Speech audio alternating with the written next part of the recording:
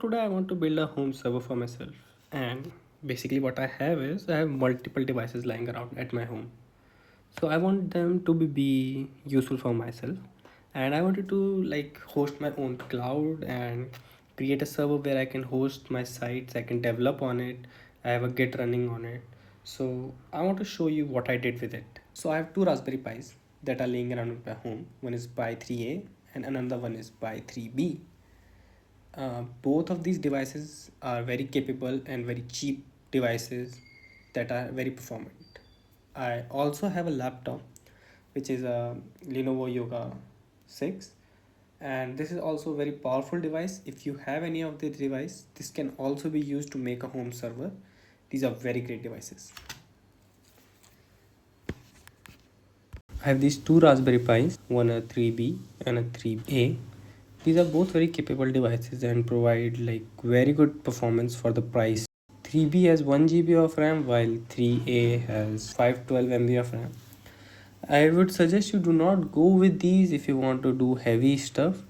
If you want to create a server for hosting any websites that you create on your own, your Git server, that's fine. It will work. But if you want to do something very strenuous to this, I think it would be better to get something else. These are both fairly equal devices, and I think they are very capable for the price they are.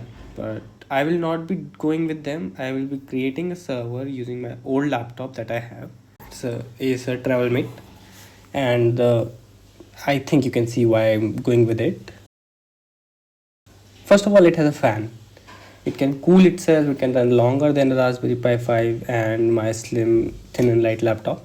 And it has no battery, no screen. It's I can use it. It's disposable for me, so I can use it to put it somewhere and just let it be there and run a non GUI operating system. It has a great selection of ports, and you can see there's no CD, so I can just expand it with SSD future down the line, and so I feel like it's a very great choice. First thing we will need is this 16 GB of pen drive.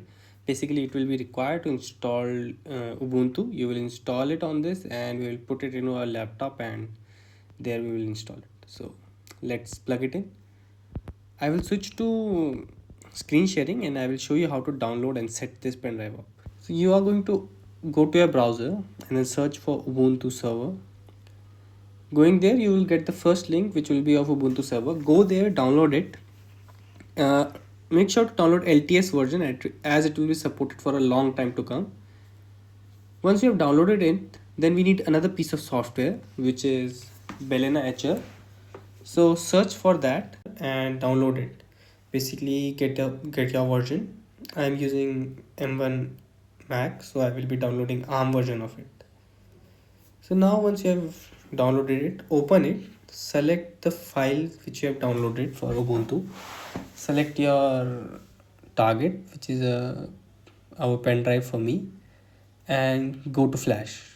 It will install your operating system to that USB, after which we will put it in our computer and install it.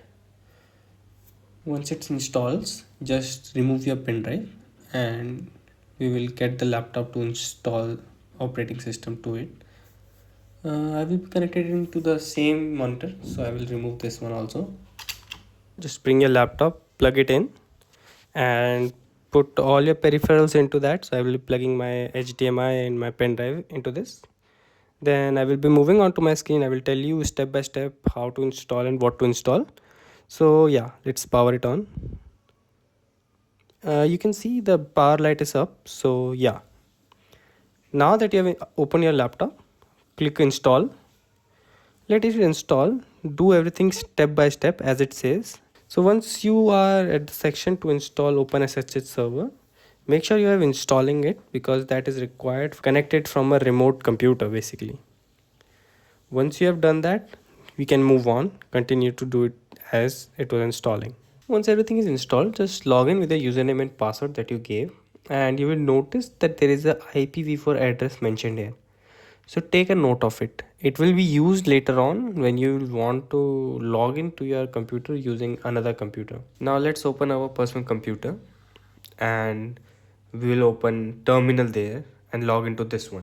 Now you need to SSH into your original server, which is connected to the same local network as this one. So what you're going to do is basically type SSH, then your username @ and the local IP address that we saw in the last video. Then you press yes for everything and enter your password. Now you can use this terminal as if you were controlling your own the previous laptop. And now let's install something. So first of all, update your computer. This is a very important step. Enter your password and it will take time to update. Basically, we are going to install Nextcloud. It allows you to basically run your own personal cloud. You can save file there, photo there, back it up. It's like your own cloud. You can use it to basically copy files from one computer to another, like a local FTP server, or just you need a backup device. So all your devices, your phone can automatically back up to it, and your computers as well. Think of it as a OneDrive or a Google Drive that you can do locally for your small things. Now that is installed, updates, we are going to do certain set of steps here that are required to install Docker. I will be giving all the instructions of what all steps to follow in the description. Let me tell you how Docker works. Docker is basically what allows you to run software on it, and it allows you to run software there so that there's no dependencies. So you're running Python code or some other code, it requires basically a dependency on some packages. This helps you to package everything together and you can run it. Basically just a simpler programming way to install things. Understand it like that.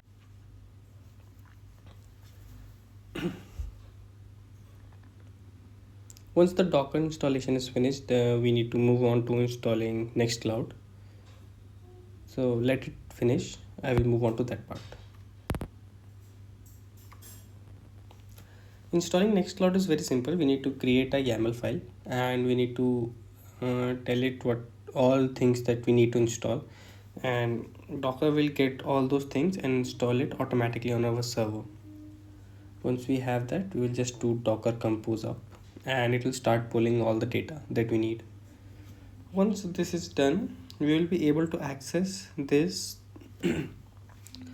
Once this is completed, we will be able to access Nextcloud from basically our browser and our application. For both of them to access, we need to have our local IP address of the server.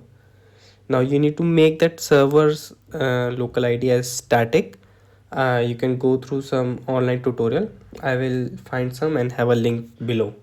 That is a separate thing and needs to be configured in your router.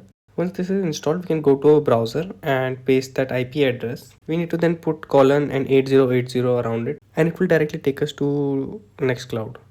Now you need to create your login and password. It will take you to its login page and it will ask you to install some applications. These applications are just nothing but notes, calendars.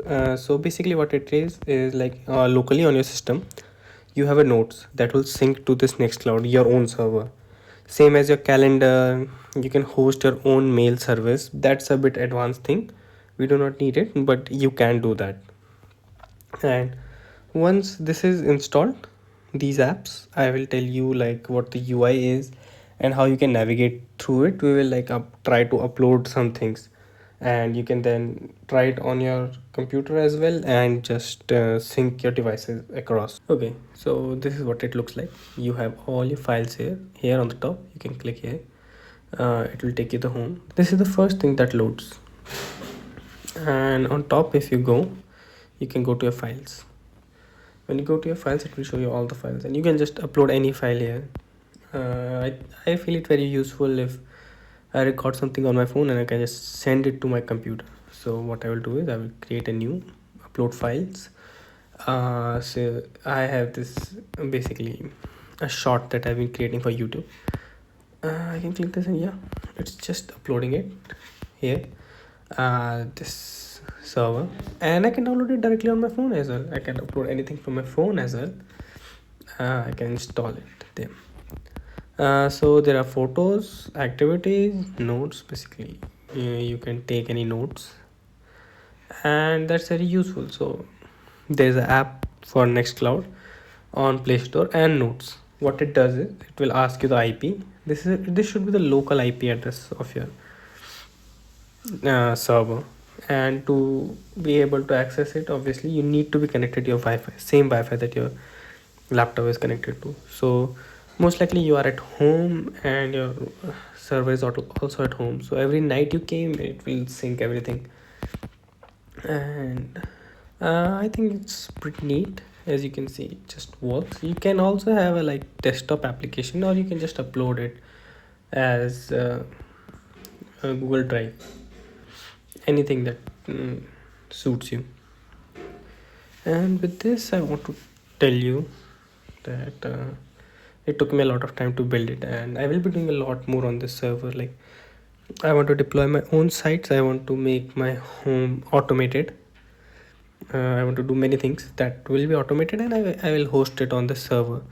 I will create some websites, and I will also create a phone and just use this as a server to keep it online.